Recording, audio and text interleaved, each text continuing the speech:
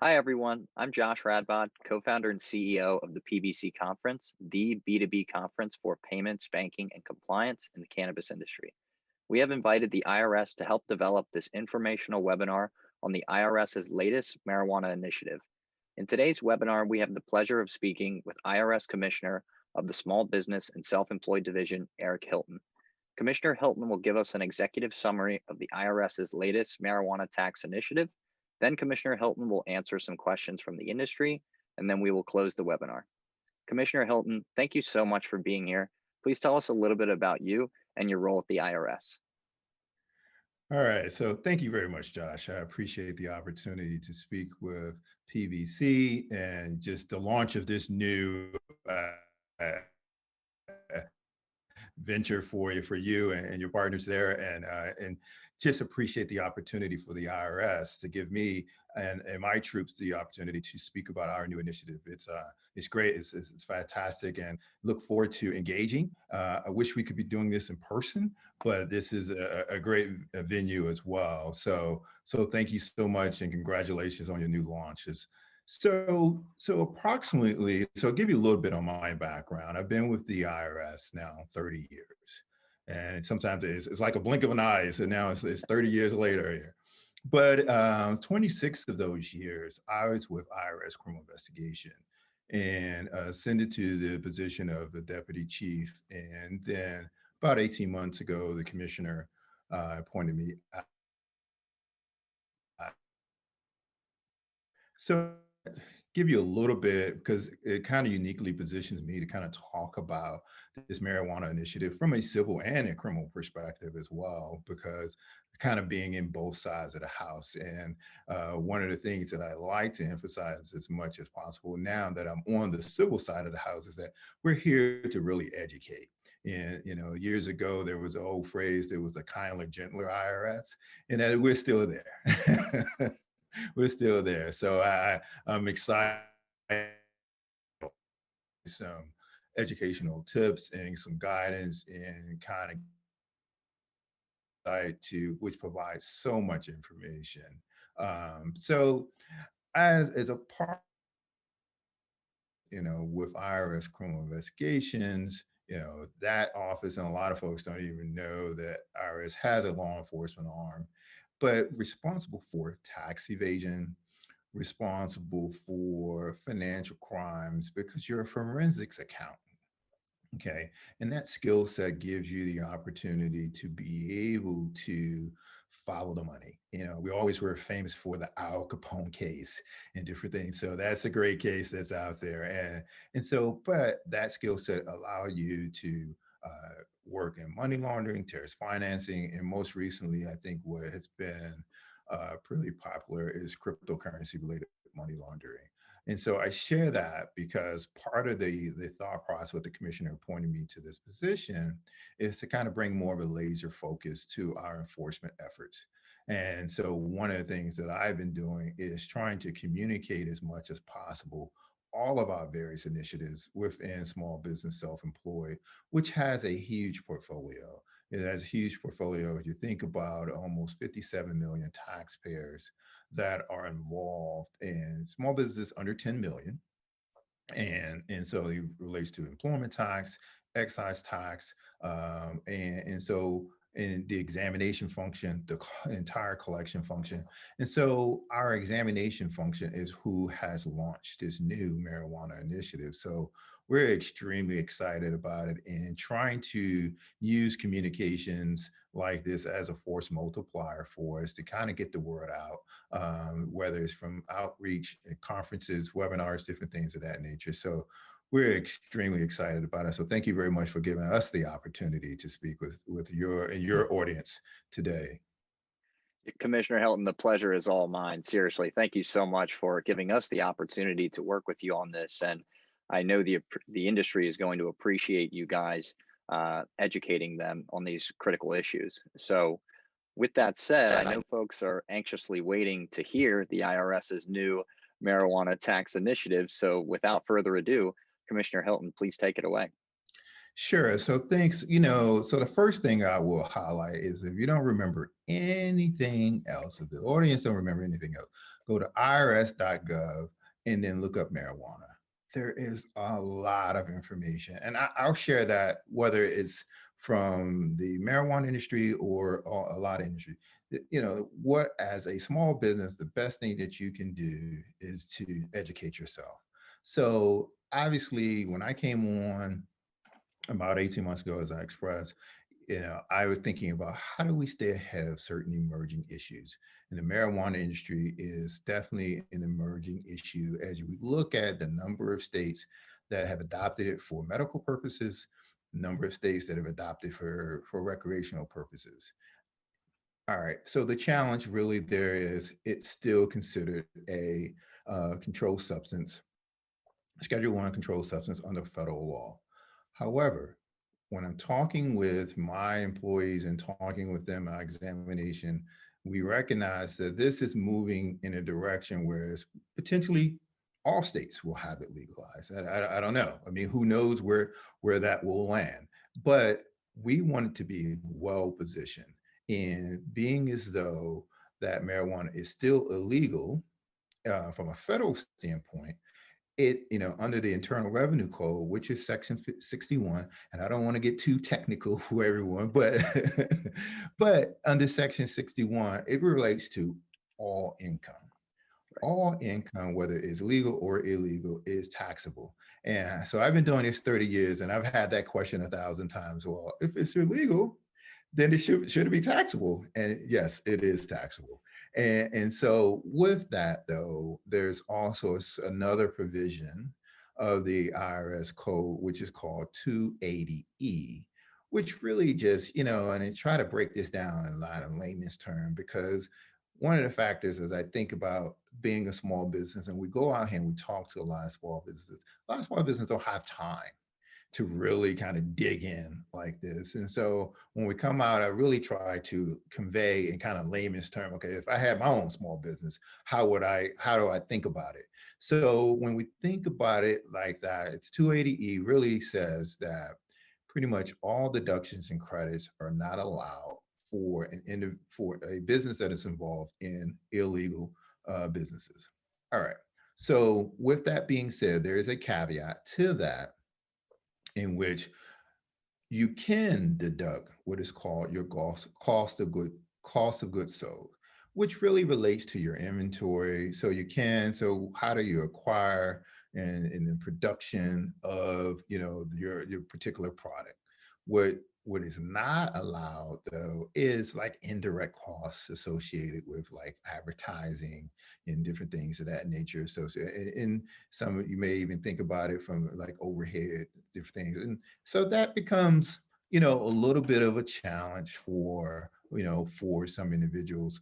But the beauty of it is the fact that we want you to be educated on what it is that you can and cannot deduct because as you know and I know there's thousands of people who are trying to jump into the marijuana business right now and as it become legalized throughout the country. And so we wanted to educate individuals because I have seen for years, whether from a criminal perspective or a civil perspective, one of the main factors that kind of hinders a business is they don't take care of their taxes.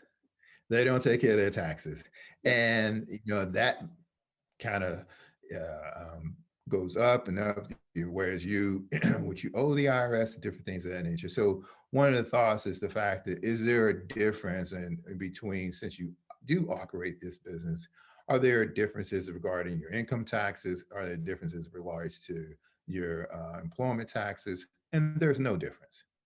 You have to still file your income taxes. You still have to file those employment taxes.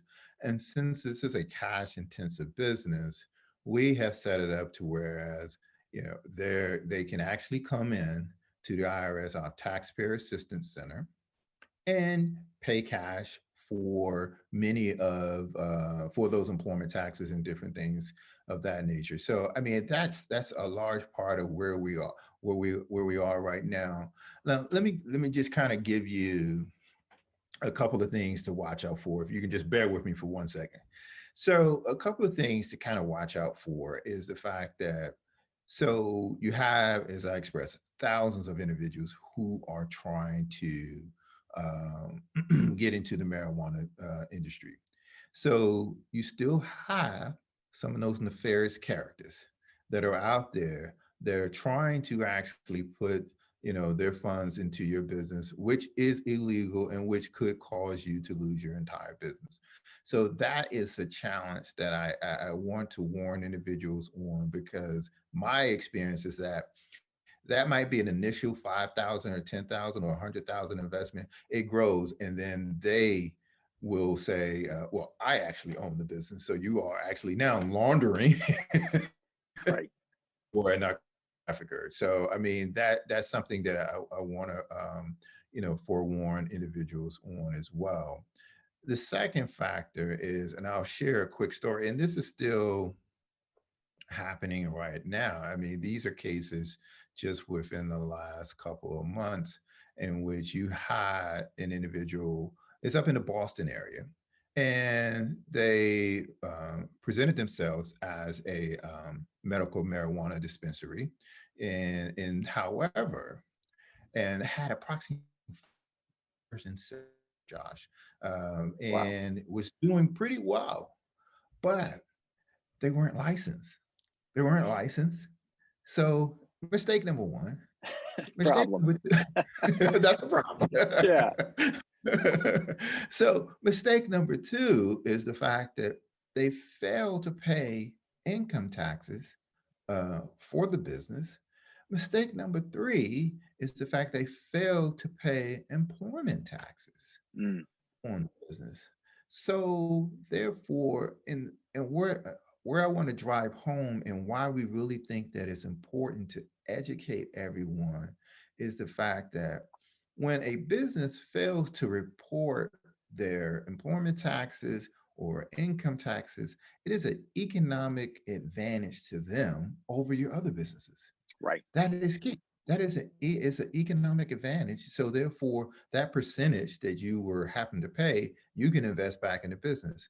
So that is a large part. We keep that enforcement arm, but also recognize that, hey, it's obviously was a lucrative business for them. So I think that was something that, I definitely wanted to share, because you have to think about it also as another requirement that is out there for any business that receives over $10,000 in cash has to fill out what is called a Form 8300.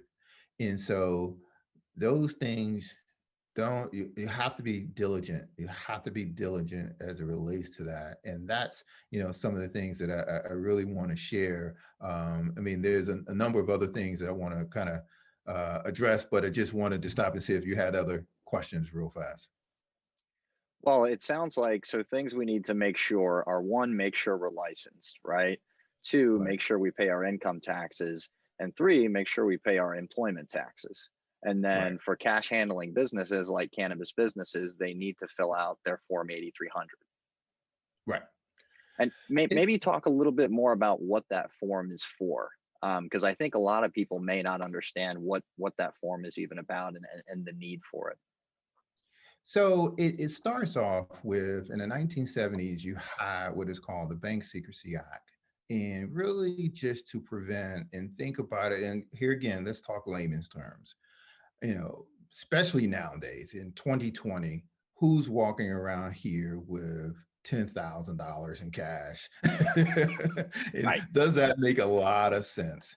And so, really, with the Bank Secrecy Acts, it really is there for to try to prevent money laundering activities for illegal act from any kind of illegal business. I mean, it could be from mortgage fraud, it could be from any narcotics activity.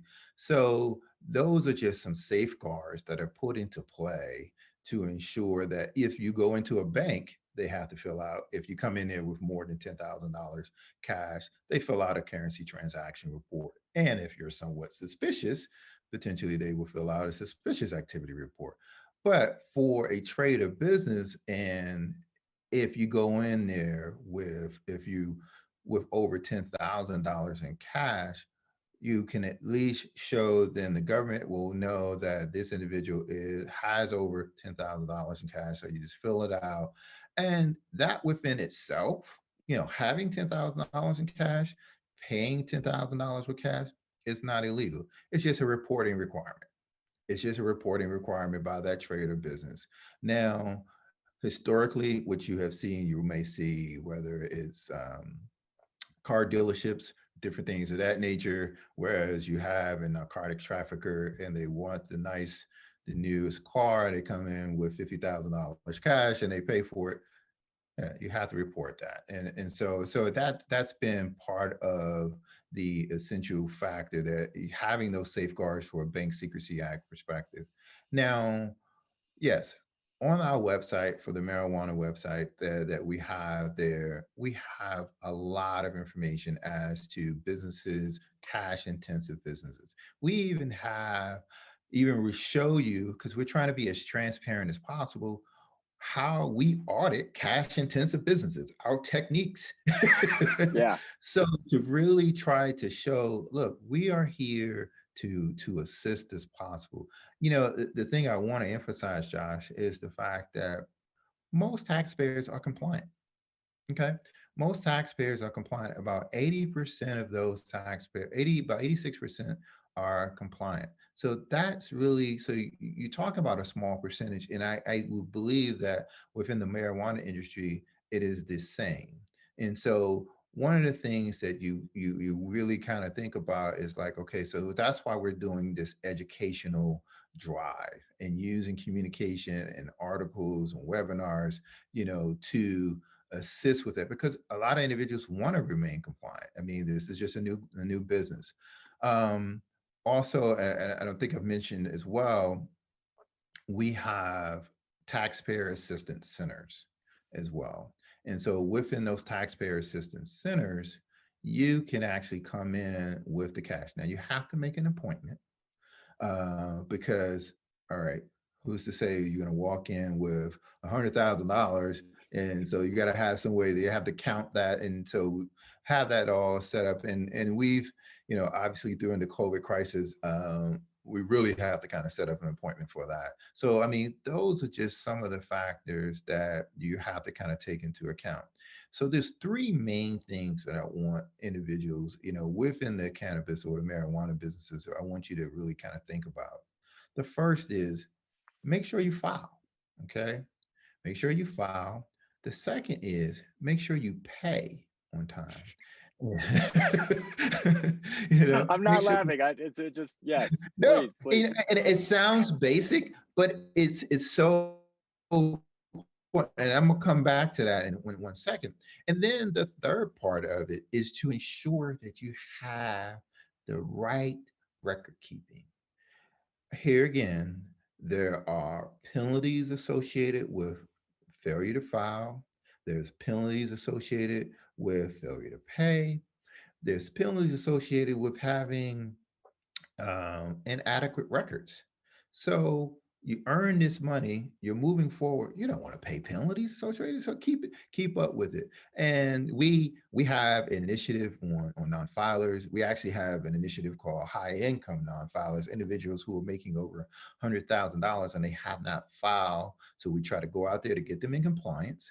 But there are certain individuals who are trying to evade. So we look at that. Then I would ask individuals, when it's time, when you're filing, obviously you can get an extension, right? If need. But that's an extension to file. That's not an extension to pay. And think about the interest that is being charged versus potentially what the interests are nowadays. Interest that are charged versus, kind of think about that as well. So, those are just some of the factors that I think are so important for kind of having, a cash intensive business, being involved, within the marijuana industry that you really kind of want to think about. So just wanted to share some of that. Commissioner Hylton, thank you so much for sharing this critical information with the industry. Is there anything else on the initiative that you wanted to add before we jump into questions? Sure. Let me look. Um, One other factor, we talked about 8300s. We talked about an important point that you also emphasized as well is the licensing uh, out of the Seattle area, in which an individual was actually trafficking through um, states that marijuana is still illegal.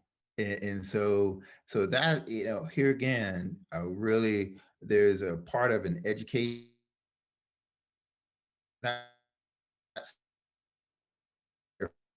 those nefarious purposes out there.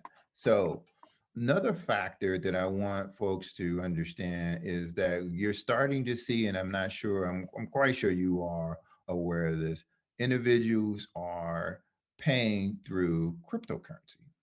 There's a number of cryptocurrencies that are associated with the marijuana industry. So there, obviously, cryptocurrency is legal. IRS looks at it as property. It is taxable, the gains that are associated with that. So if you are, definitely behooves you to get involved in ensuring that you are working with an exchanger, so that you can have a good understanding as to those payments for cryptocurrency. Um, that's another initiative that we are staying on top of as well. So wanted to try to throw that one in there as well. Certainly. Thank you so much. And Commissioner Hilton, as we were planning for this webinar together, you had stressed how important it is to hear from the cannabis industry directly. So we help collect questions from the industry for you to answer today. So Right. if you don't mind, we'd like to jump right in. Yeah. So you touched on this earlier. What business operations expenses can I deduct when filing my taxes? Yeah, and I'm glad that question came up, and as I was looking at some of the questions, and generally speaking, and not this question, but just overall, there's always the question of fairness. There's always a question related to legislative changes. There's always a question related to, okay, we got a change in administration. So, obviously we're somewhat prohibited, from addressing some of those. But to that particular question, I'll kind of refer back to really under the Internal Revenue Code 280E, in which it says that you're prohibited from deducting or disallowing deductions and credits associated with the business, except for your cost of goods sold associated with the marijuana business. And that's with the production or the acquiring, the expenses associated with that. So you have some of those indirect costs that are not allowable, such as advertising. And of course, in a normal business, all those things are deductible. So that's a little bit of a challenge. So individuals should keep that in mind when they're thinking about their expenditures and kind of moving forward. So it just makes it a little bit harder as far as that profit is concerned. So, but no, that is something that you have to kind of be mindful of. Certainly, yeah, that will have an effect on the business's profit, right? So it's very important to make sure that you have those accounting principles intact, especially when it comes to the cannabis industry. Mhm. So next question, what are the top three things I need to do to stay compliant with the IRS when running my cultivation facility? So, top three things, and we touched on this a little bit. So, those are great questions. So I'm glad they're coming with those. So, the first is, as I expressed, filing on time. Second is paying on time, and the third is good record keeping. Making sure when I talk about good record keeping, keeping it on a keeping up to date business transactions on a daily basis. You probably know, and I have an old friend. She had her own jewelry business, and so keeping up with that inventory was somewhat difficult. So when it became tax time and she was very profitable with it, oh, she had a lot of challenges. You have to spend the time to keep up with your books and records as associated with that. A cash intensive business. You have to set up procedures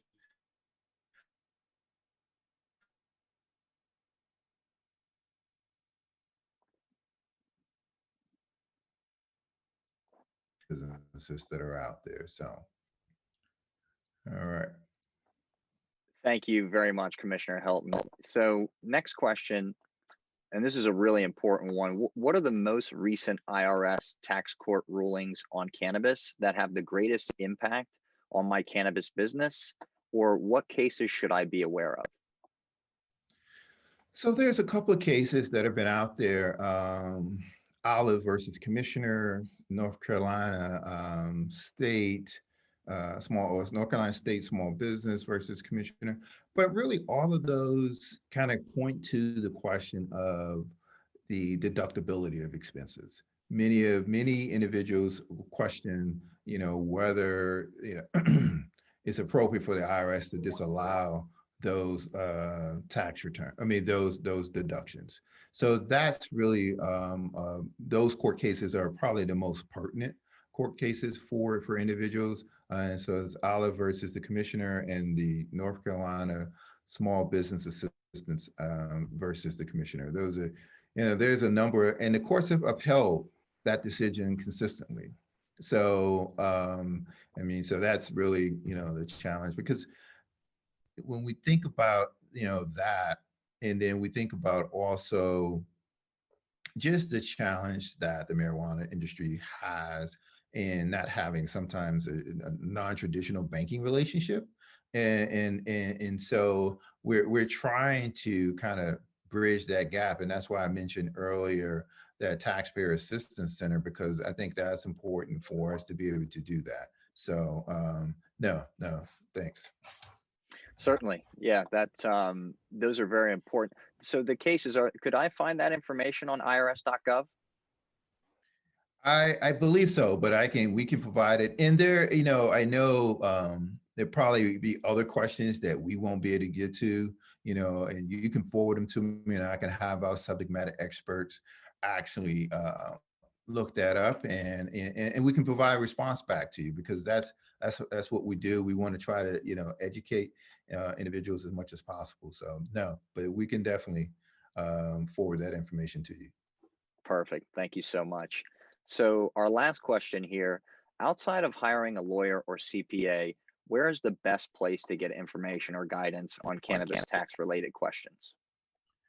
Another great question. And of course, the first I would say, IRS.gov. Yeah. Yep. It was direct individuals there, because as I was saying, is there's so much information there as relates to, your filing requirements, as it has cases on there, as to individuals who are doing nefarious activities. It has information on operating a cash intensive business. As I expressed, you have information on how we even audit cash intensive businesses, some of the techniques that we use there. Um, there's information on, there's a frequently asked questions listed on there as well. There's just a number of great documents that we have that is this listed, a number of publications that are there. We talked about the Form 8300. We have that listed on there as well. So it's a whole host of information that you can use with irs.gov. Just use that search feature, because there's so many different, topics that individuals are interested in, but use that to do that search. Certainly, will do. And I've been to the website many times. It's extremely helpful. So, folks, if you're looking for information, definitely Right. go to irs.gov. So, Commissioner Hylton, thank you for asking the industry to submit questions and working with them to address these challenges. As someone on the industry and business side, I know that I appreciate when a regulator reaches out to collaborate with the industry. So thank you from me and the entire industry for taking the time today. And Commissioner Hylton, thank you and your staff for partnering with us on this webinar and providing this critical information to the industry. If you would like to hear more from Commissioner Hylton, join us next year at our PBC conference in Washington, D.C. on September 9th and 10th, 2021 at the Capitol Hilton Hotel, where Commissioner Hylton will be a keynote speaker. Thank you all so much. And with that, we will close the webinar. All right. Thank you. Thank you very much. Thanks.